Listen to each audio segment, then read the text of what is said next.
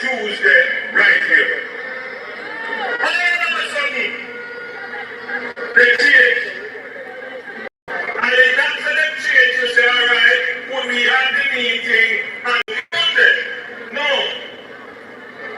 They want to have the meeting on the Tuesday, the very day that we were assigned. Now, if that is not the ultimate act of provocation, then I don't know what is.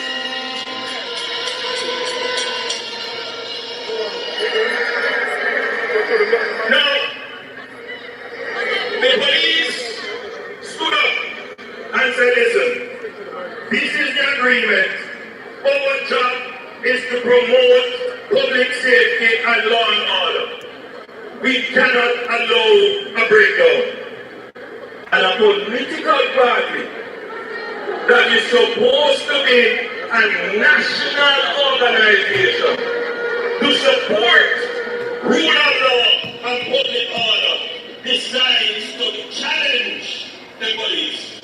But worse than that, to diminish the authority of the police by saying that they are acting in a political way.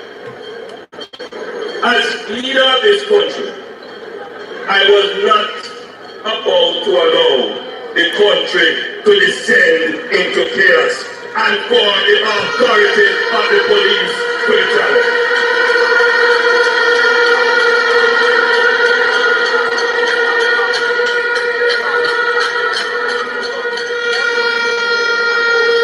Law and order is a major challenge in this country, and that comes above everything. We took a decision that we will not expose the citizens of this constituency to any threat to their security or expose the police in any way. And we decided not to have our mass meeting. We acted maturely, responsibly, and in the interest of the public.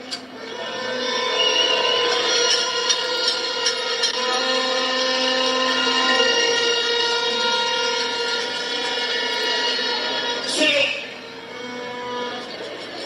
law and order won.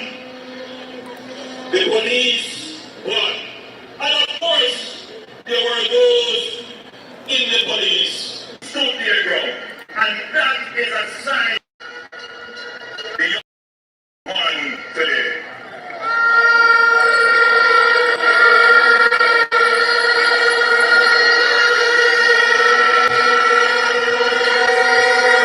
Everywhere I go, the young people are looking for hope, a better future.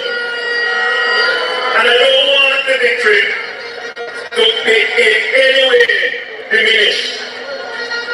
Coming from 2,300 to win by over 300 is a massive swing.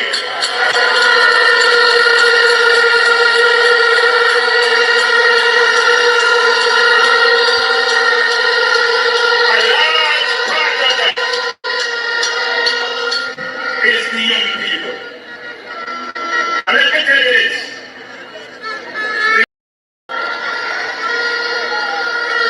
Lying,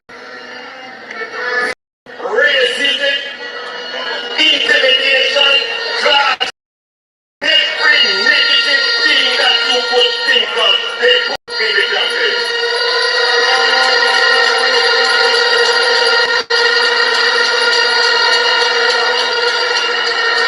One instruction was given to our team. When they go low, we go.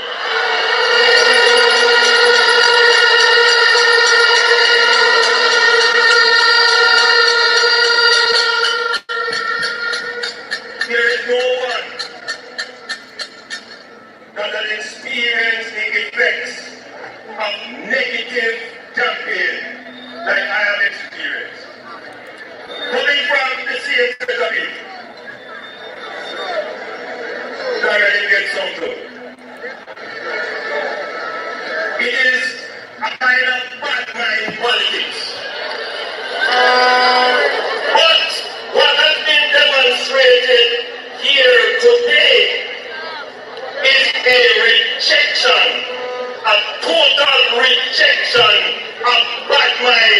and negative politics.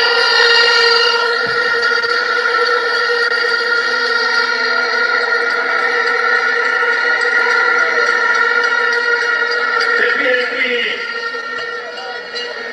is a party of fear. The only I tell you, if you go to Mars, you're going to lose your land. If you go to Mars, you're going to lose your ability to fish because they're going to take away the beach. All kinds of lands. But you have seen through that. And you have seen that the people standing here are genuine. That they will act in your best interest. And what we bring is a message of hope. A message that there is good waiting for you. That it doesn't always have to be about poor and poverty.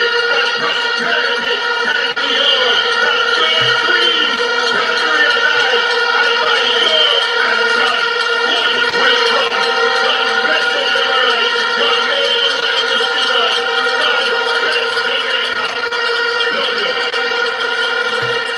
JLP leader and Prime Minister Andrew Holness. JLP leader and Prime Minister Andrew Holness right there, giving the victory speech there at Anne-Marie Vaz's victory meeting. Let's hear what the radio stations are saying. We're going to wrap up now with final comments, beginning with Nadine. I think, Cliff, the JLP has everything to celebrate. They have been gaining popularity and kind of consolidating victory and expanding their lead in Parliament since they took office. So I think they have everything to celebrate. And I think the PNP has really got a lot to learn. It's still on the same message that it started out with as a young party in the 1940s? 30s. It still has the same message of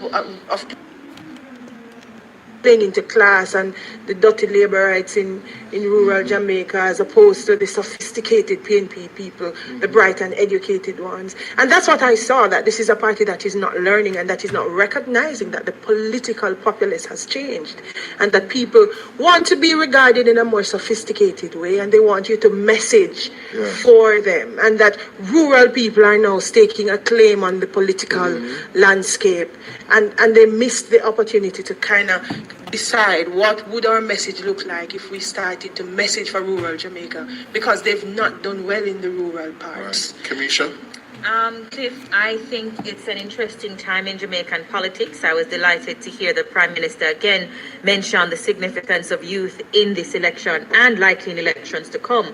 But wrapping as well with some comments from Twitter, and this is an interesting exchange coming from something Dennis shared earlier. Well, Suzanne Goff says, it's interesting that Mikhail Phillips said on Nationwide that the PNP didn't see this defeat coming, that their internal polls didn't show this. As he says, the party has some analysis to do. And in response to that, J.A. Cynic says they would have released the polls if they believed them, as they did with their other foo-foo poll. Yes. Yeah. Thank you very much, Kamisha. Paul? I think the Prime Minister is correct when he says that the PNP's name has been removed from the title. But I think he needs to go a step further. The JLP must not be under the impression that it now puts its name on the title. The owners of the title are the people in the constituency. They own the constituency. It's not PNP or JLP or NEP. It's the people's property. The people have the title. They are the title holders, and they only give a license for the MP to represent them. And the license expires every 5 years or before. And you have to get their permission to renew your license to represent them. That is how life goes today. Dennis, in terms of a reporter's job, planning ahead now, we're going to be looking for the fallout from this, both inside the PNP, but also the windfall from this victory for the Jamaica Labour Party. Yes. Because I suspect that the proximity to the next elections and the developments this evening are going to intersect and in some instances collide. Indeed. I think that people are directing their attention towards the next election campaign. The next election cycle has begun, really. And so it is for people to think, are we thinking, how do we fix Peter Phillips and the PNP going forward? Or are we already thinking about a post-Peter Phillips, a People's National Party? That will be decided, I think, And I'm sure very quickly. I think Kevin alluded to it earlier. Some people in the PNP must begin their calculations this evening. Yes. I can think of Peter Bunting. Yes. I can think of Lisa Hanna. I can think of Mark Golding. Yes. Fitz Jackson. Wickham McNeil. They must be considering this evening, where do we go now? Because this defeat is devastating.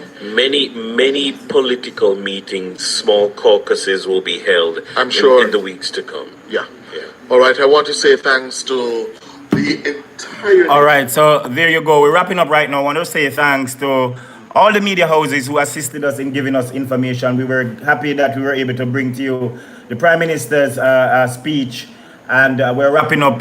There you go. Anne-Marie Vaz will be sworn in as the next Member of Parliament for East Portland, creating history as the first female Prime Minister, defeating PNP bigwig First Vice President Damian Crawford, possibly the most popular personality in the party at this time.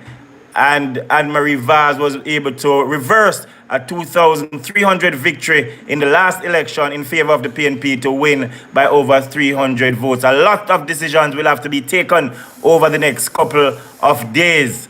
And it is going to be a critical time on the political landscape. And of course, this is BOJTV's Politics Watch. We're happy to have been able to give you update on the result and the activities in East